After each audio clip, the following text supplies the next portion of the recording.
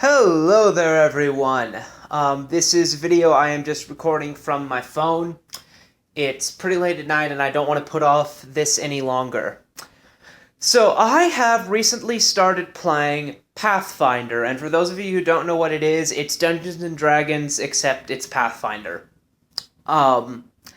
There's more to it. You can look into its history yourself if you want and see how it came to be, how it basically spun off from Dungeons and Dragons. Point is, I started playing it, and as I have learned very quickly, and I knew this before, but I've very quickly come to experience it myself. Anyone who plays tabletop RPGs like Pathfinder inevitably gets stories. Stories of strange or amazing things that have happened as they have played. Some of these stories are dramatic, most of them are funny, and the vast majority of them are worth telling. So I am going to start doing this as a regular thing, that basically, because I've played for 2 weeks now, as these stories happen, more or less, I'm going to tell them to you. Alright, so I currently have basically 2 such stories. I have a third I could tell, but it's shorter and So I'm going to tell you the chronologically first story. This is basically what happened the first week I went there. To the game store where the Pathfinder Society does a thing. It's organized play for Pathfinder, and so some of the rules are tweaked, certain aspects are simplified, not to make them easier to understand, but to make them basically less inclined to start arguments, I think is the primary reason. And it's designed, the point of it, as one of the guys there put it, something like this. The point of it is that you can create a Pathfinder Society legal player, or legal character, play him in the table here in Springfield, and then 2 months later, you'll be able to play the same character with all of the experience points and bonuses that you got from your last adventure in Springfield in Oregon. In Portland, let's just say. And so, anyways, that's not really the point. So here is basically a rundown of what happened. So we were playing an adventure called Rise of the Goblins Guild, I think it was. And to skip to the actual meat of the story, the funny part, basically we captured a goblin. I'm playing a human fighter because I'm new, and so I wanted to go with something I wanted to go with the easiest class for a new person, which fighter supposedly is. So we capture a goblin, we get the goblin to lead us back to where other goblins are so we can slaughter those other goblins mercilessly and without remorse. The goblin's lair is, of course, in a sewer, and so we're walking through the sewer, and we come across a hallway. The first enemies we encounter here are a hallway, and there are 2 goblins on the end of it. And so there's 6 people in this party, and one of the I don't remember what class he was. It seems like he might have been a ranger or a rogue or something like that. Anyways, he ran forward. Combat started, and, the goblins start shooting arrows at us, because that's what goblins do. And this guy ran down the hall. And as he was running down the hall, the game master told him to make a reflex save, which he made.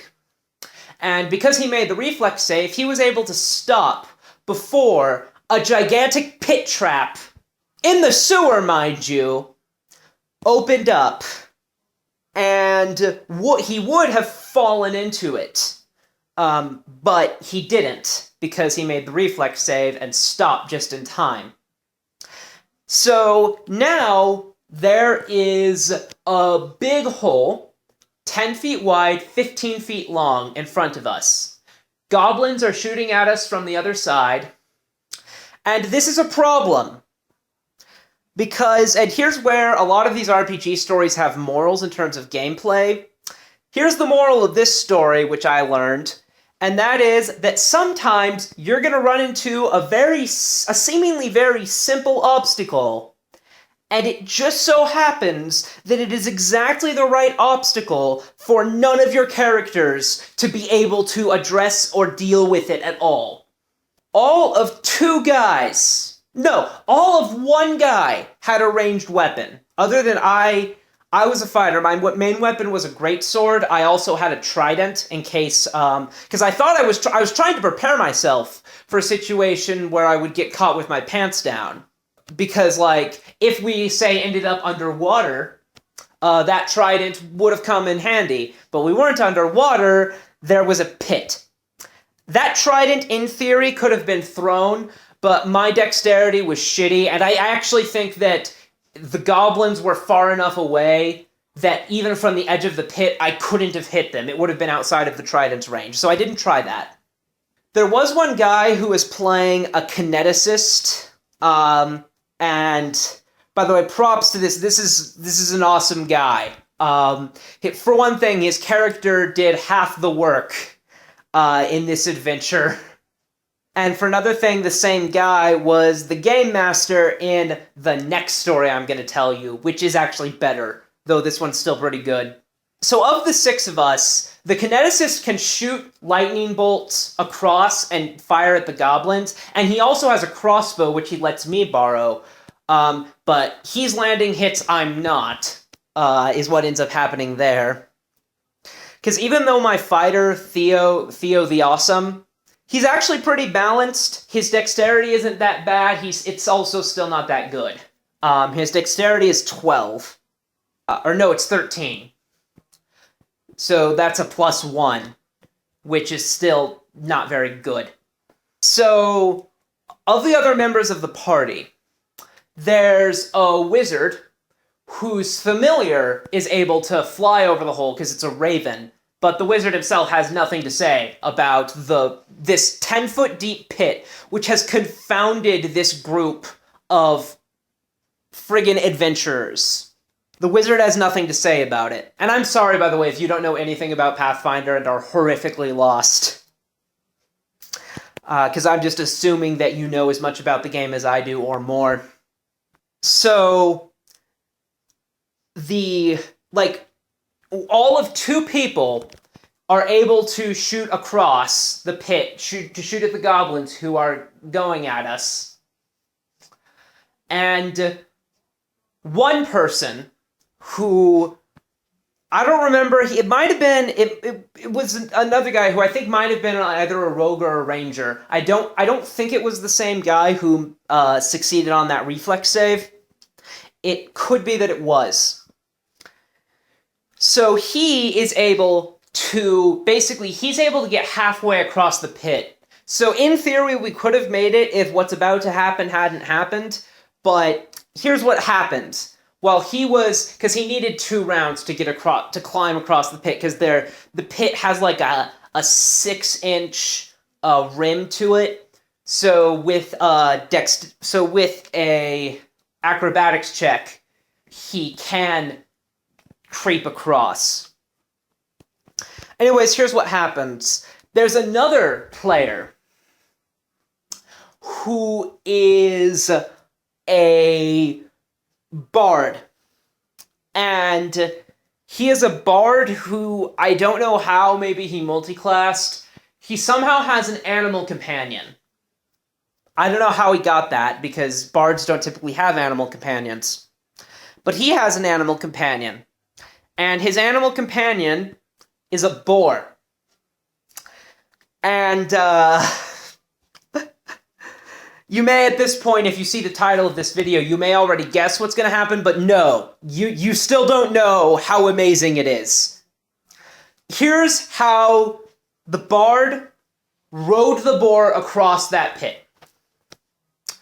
When we finally think to look down into the pit to see what's there, we see that there's a slime monster. This slime monster, I forget what kind of slime it technically is, but it's a 5-foot by 5-foot cube of slime. Now, it just so happens that the bard has on him a flask of this obscure alchemical blend, which, when thrown at a slime monster, such as this one, will harden that slime monster for D4 rounds. Or D4 plus 1 it might have been. Anyways, he got it, I think, for 3 rounds. Yeah, no, it was just D4. He got a 3. If I recall correctly. It might be that it was just for 3 rounds no matter what. In fact, I think that might have been it. But in any case, he hardens the slime monster. And so here's the anatomy of this situation. So there's this pit. It is 15 feet long. 3 squares in the context of Pathfinder. The center 5 feet, that is to say in the center square of the 3, there is 5 feet down from the top of the pit, because the pit is 10 feet deep, and this thing is only 5 feet tall. So 5 feet down from it, there's a hardened slime monster, a hardened slime cube. That cube is 5 feet long, and then there's another 5-foot gap, and then 5 feet above that is the other side of the pit. And so here's what happens. In order to get across the pit, and I think the reason that the GM allowed what I'm about to describe is because he thought that the person was doing it and not the boar. He didn't realize that the boar was coming with him, let alone that he was doing it riding the boar. And this guy is a halfling, just so you know, just because I suppose that makes it a little bit more plausible. It might be that maybe he has the boar as a mount and not an animal companion. Maybe that's different. Maybe that's how he had it. Anyways, here's what he does.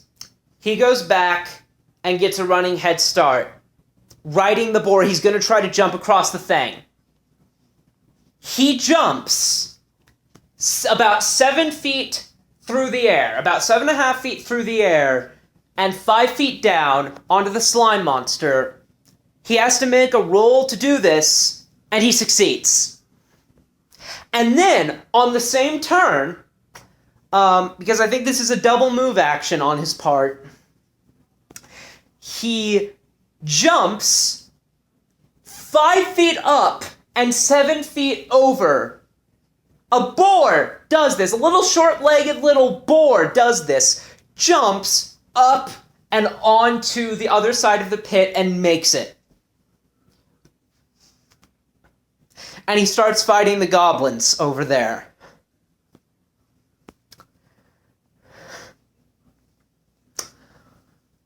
The GM is clearly unhappy that this occurred, but he doesn't stop it. He doesn't stop it because he set the DC to do that at like 15, and it happened. I think that it was that he thought it was just the guy who was doing those jumps, when the guy later revealed that he had intended it to be the boar. I don't know how in that case, I don't know what the guy's dice rolls had to do with how well the boar can jump. I don't know, maybe, at the very least that would have called for a ride check, which I think is a dexterity check. I don't know, but that's just the story of, we were walking through the dungeon and we came across an obstacle, and it was confounding. The guy who could get across with the acrobatics roll did manage to, and there was a crank on the other side. That's how we eventually got across. Had that crank not been there, my fighter would have been fucked. He would have been fucked. Because he is in scale mail, he has like -4 to jump. Jumping is out of the question for him. I think it was -4 to jump. He had -3 to I forget if it's acrobatics or fly that jump is based on. Seems like it was acrobatics. I don't know. The character sheet is in the other room, but the sound space is not pure, so you'd hear what my mom was watching on the TV if I went there. So I'm not going to. Anyways, that's the story of the Bounding Boar. The way the adventure ended was that same bard summoned a spider in front of the bugbear that was controlling these goblins and held it in place, while at the same time my character Theo the Awesome had killed a couple other goblins, and he and one other guy got to like coup de grace this bugbear. So like it was supposed to be the big boss monster. We completely circumvented it. The guy got a spider. He summoned a spider to web it, and was able to completely circumvent this boss monster. That's all for now. I will give you another one of these stories pretty soon, because I'm just going to go ahead and record the next one immediately in my time, but you're not going to get it for a couple days probably. Or I don't know, probably not, because I'm gonna when I get around to emailing one, I'll do the same for the other. So yeah, it's probably up. If you're watching this, it's probably already up. Especially if you're not one of the 4 people currently subscribed to this channel. Anyways, that's all. See ya.